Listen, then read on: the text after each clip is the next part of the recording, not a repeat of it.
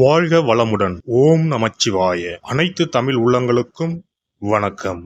நிகழும் ஸ்ரீ மங்களகரமான குரோதி ஆண்டு ஆகஸ்ட் மாதம் 17ஆம் தேதி சனிக்கிழமை அன்று பூராடம் நட்சத்திரத்தில் திரையோதசி திதியில் பிரீத்தி நாமயோகத்தில் கௌளவம் கர்ணத்தில் சித்த யோகத்தில் சனி மகா பிரதோஷம் கூடிய நன்னாளில் இந்த மகத்தான ஆவணி மாதம் பிறக்கிறது.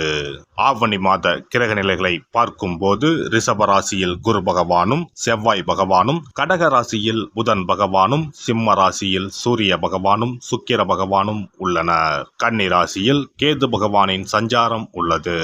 கும்ப ராசியில் சனி பகவான் வக்ரத்தில் உள்ளார். ராகு பகவான் மீனராசியில் பயணம் செய்கிறார். இந்த மாதம் கிரகங்களின் பெயர்ச்சி என எடுத்துக்கொண்டால் ஆவணி மாதம் 10ஆம் தேதி செவ்வாய் பகவான் ரிஷப ராசியில் இருந்து மிதுன ராசிக்கும், சுக்கிர பகவான் சிம்ம ராசியில் இருந்து கன்னி ராசிக்கும் பெயர்ச்சி அடைகின்றனர். ஆவணி மாதம் 15ஆம் தேதி புதன் பகவான் கடகராசியில் இருந்து சிம்ம ராசிக்கு இடப்பெயர்ச்சி அடைகின்றார். இந்த கிரகங்களின் பெயர்ச்சி மற்றும் சிம்மத்தில் இணையும் சூரியன் புதன், கன்னி ராசியில் இணையும் கேது சுக்கிரன் ஆகிய கிரகங்களால் இந்த ஆவணி மாதத்தில் உங்கள் ராசிக்கு உண்டாகும் சுப பலன்கள் என்ன என்பதனையும், அசுப பலன் ஏற்படுமாயின் ராசிக்காரர்கள் செய்ய வேண்டிய பரிகாரம் என்ன, வழிபட வேண்டிய தெய்வம் யார் என்பதனை பற்றி விரிவாக காண்போம்.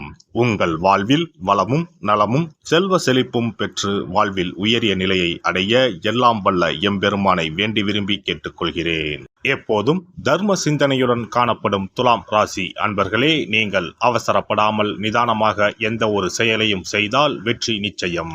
இந்த மாதம் எல்லா வகையிலும் நன்மைகள் உண்டாகும். எதிர்ப்புகள் விலகும். பணவரத்து அதிகரிக்கும். நண்பர்களால் உதவிகள் கிடைக்கப் பெறுவீர்கள். தொழில் வியாபாரம் தொடர்பாக சில முக்கிய முடிவுகள் எடுப்பீர்கள். வியாபாரம் தொடர்பான வழக்கு விவகாரங்களை தள்ளி போடுவது நல்லது. எதிர்பார்த்த லாபம் கிடைத்தாலும் பண தேவை ஏற்படும். உத்தியோகத்தில் இருப்பவர்கள் கூடுதலாக பணியாற்ற வேண்டியிருக்கும். மேல் அதிகாரிகள் உங்களுக்கு உறுதுணையாக இருப்பார்கள். குடும்பத்தில் ஏதாவது வீண் விவகாரங்கள் ஏற்பட்டு நீங்கும். கணவன் மனைவிக்கு இடையே திடீர் கருத்து வேற்றுமை உண்டாகலாம். உறவினர்கள் மூலம் எதிர்பார்த்த உதவிகள் தாமதமாக கிடைக்கும். பிள்ளைகளுக்காக கூடுதலாக பாடுபட வேண்டி இருக்கும். சகோதரர்களிடம் கவனமாக பேசுவது நல்லது. பெண்களுக்கு இந்த மாதம் பணவரத்து கூடும். ஏற்கனவே செய்த ஒரு காரியத்தின் பலன் இப்போது கிடைக்கும். திடீர் மன வருத்தம் ஏற்படலாம். கலைத்துறையினரை பொறுத்தவரை மற்றவர்களுக்கு உதவ போய் வீண் பிரச்சனைகளில் மாட்டிக்கொள்ளலாம். கவனம் தேவை. வாகனங்களில் செல்லும் போது எச்சரிக்கையாக செல்வது நல்லது. அரசியல் துறையினருக்கு எல்லா நன்மைகளும் உண்டாகும். மன துயரம் நீங்கும். சிற்றின்ப செலவு அதிகரிக்கும். மனதில் ஏதாவது ஒரு கலக்கம் ஏற்படும். காரணமே இல்லாமல் வீண்பழி சுமக்க நேரிடும். ஒதுங்கி சென்றாலும் கூட வலிய வந்து சிலர் சண்டை போடலாம். கவனமாக இருப்பது நல்லது. மாணவர்கள் எதையும் ஒரு முறைக்கு பலமுறை யோசித்து செய்வது நல்ல பலனை தரும். நட்சத்திர பலன்கள். சித்திரை 3-4ஆம் பாதங்கள். இந்த மாதம் அடுத்தவர்களிடம் பேசும்போது யாரை பற்றியும் விமர்சிக்காமல் இருப்பது நன்மையை தரும். பண வரவில் தாமதம் இருக்கும். மாணவர்களுக்கு கல்வியில் பின்தங்கிய நிலை மாற கூடுதல் கவனத்துடன் அதிக நேரம் ஒதுக்கி பாடங்களை படிப்பது அவசியம். சுவாதி நட்சத்திரம். இந்த மாதம் பணவரத்து கூடும். ஆன்மீக செலவுகள் உண்டாகும். காரிய தடை தாமதம் விலகும். ஆனாலும் அந்த காரியத்தை செய்து முடிக்க கூடுதலாக உழைக்க வேண்டியிருக்கும். அந்நிய மொழி பேசுபவர்களால் உதவிகள் கிடைக்கும். வசிக்கும் இடத்தில் மதிப்பும் மரியாதையும் அதிகரிக்கும். விசாகம் 1-2-3ஆம் பாதங்கள். இந்த மாதம் தொழில் வியாபாரத்தில் முன்னேற தேவையான வாய்ப்புகள் கிடைக்கும். தொழில் போட்டிகள் விலகும். தேவையான நிதி உதவி கிடைக்கக்கூடும். உத்தியோகத்தில் இருப்பவர்கள் உற்சாகமாக பணிகளை கவனித்தாலும் அலுவலக வேலைகளில் தாமதம் இருக்கும்.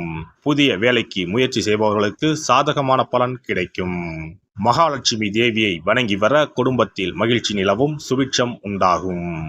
சிறப்பு பரிகாரம். சொந்த வீடு அமைவதற்கு ஆன்மீக பரிகாரம். சொந்த வீடு கனவு நிறைவேற வேண்டும் என்பதற்காக எத்தனையோ கோவிலுக்கு சென்று எத்தனையோ பூஜை வழிபாடு என செய்தும் ஒன்றும் நடக்கவில்லை என்பவர்கள் வீட்டிலேயே இந்த எளிய பரிகாரத்தை செய்து வந்தால் நல்ல பலன் கிடைக்கும். எளிமையான இந்த 2 பரிகாரங்களை செய்து வந்தால் விரைவில் சொந்த வீடு யோகம் அமையும். அதனால் நம்பிக்கையுடன் இந்த சக்தி வாய்ந்த வழிபாட்டை செய்து வரவும். எவ்வளவுதான் சொத்து பணம் இருந்தாலும் நமக்கென்று ஒரு வீடு இல்லை என்றால் அது மனக்குறையாகவே இருக்கும். சொந்த வீடு வாங்க முடியவில்லையே என்பது பலரின் ஏக்கமாகவும் கனவாகவும் இருந்து வருகிறது.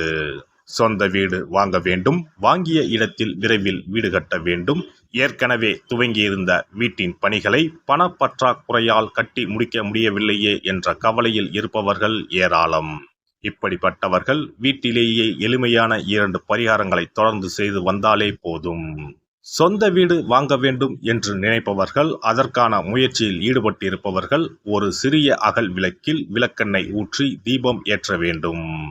மகா விஷ்ணுவின் அவதாரங்களில் ஒன்றான வாமனரை மனதில் நினைத்து சொந்த வீடு அமைய வேண்டும் என்று பிரார்த்தனை செய்து கொண்டு மாதந்தோறும் வரும் திருவோண நட்சத்திரத்தன்று வீட்டின் அக்னி மூலையான தென்மேற்கு மூலையில் இந்த விளக்கை ஏற்றி வைக்க வேண்டும். அக்னி திசை என்பது மண்ணுக்குரிய திசையாகும். அதாவது அங்காரகன் எனப்படும் செவ்வாய் பகவானுக்கு உரிய திசை இதுவாகும். 3 அடி மண் கேட்டு 3 உலகையும் அளந்தவர் வாமனன்.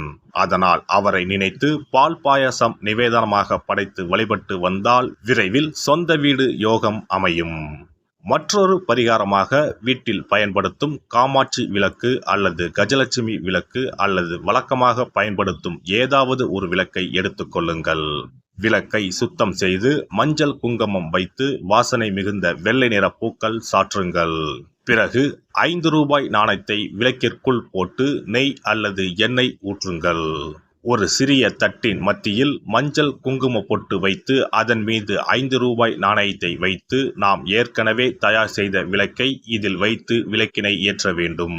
தினமும் காலையில் 6 மணி முதல் 7 மணிக்குள் இந்த விளக்கை ஏற்றி வந்தால் விரைவில் வீடு கட்டுவீர்கள். 5 ரூபாய் நாணயம் என்பது குபேரனுக்கு உரியதாகும். இதை விளக்கில் போட்டு ஏற்றுவதால் வீடு கட்டுவதற்கான அல்லது வீடு வாங்குவதற்கான பணம் ஏதாவது ஒரு வழியில் உங்களுக்கு கிடைக்கும். காலை 6 மணி முதல் 7 மணி வரையிலான நேரம் என்பது ஞாயிற்றுக்கிழமையில் சூரியன், திங்கள் கிழமையில் சந்திரன், செவ்வாய்க்கிழமையில் செவ்வாய், புதன் கிழமையில் புதன், வியாழக்கிழமையில் குரு, வெள்ளிக்கிழமையில் சுக்கிரன், சனிக்கிழமையில் சனி என நவக்கிரகங்களில் பாவ கிரகங்களான ராகு கேதுவை தவிர்த்து மற்ற 7 கிரகங்களையும் குறிக்கும் ஹோரை நேரமாகும். இந்த நேரத்தில் விளக்கு ஏற்றுவதால் நவக்கிரகங்களின் அருள் கிடைத்து பூமி யோகம் உண்டாகும். எந்த ஒரு பரிகாரம் என்றாலும் மனதில் முழு நம்பிக்கையோடும் இறைவனை உறுதியாக வேண்டி வழிபாடு செய்தால் மட்டுமே பலன் தரும். எளிமையான இந்த பரிகாரத்தை தொடர்ந்து செய்து பயன் பெறுங்கள்.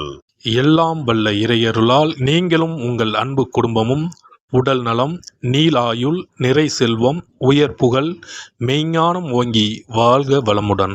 இந்த வீடியோ பதிவு உங்களுக்கு பிடித்திருந்தால் லைக் பண்ணுங்க, கமெண்ட் பண்ணுங்க, ஷேர் பண்ணுங்க, மறக்காம சப்ஸ்கிரைப் பண்ணுங்க, பக்கத்துல இருக்கிற பெல் பட்டனை கிளிக் பண்ணுங்க. நன்றி, வணக்கம். ஓம் நமச்சிவாய. சிவாய நம.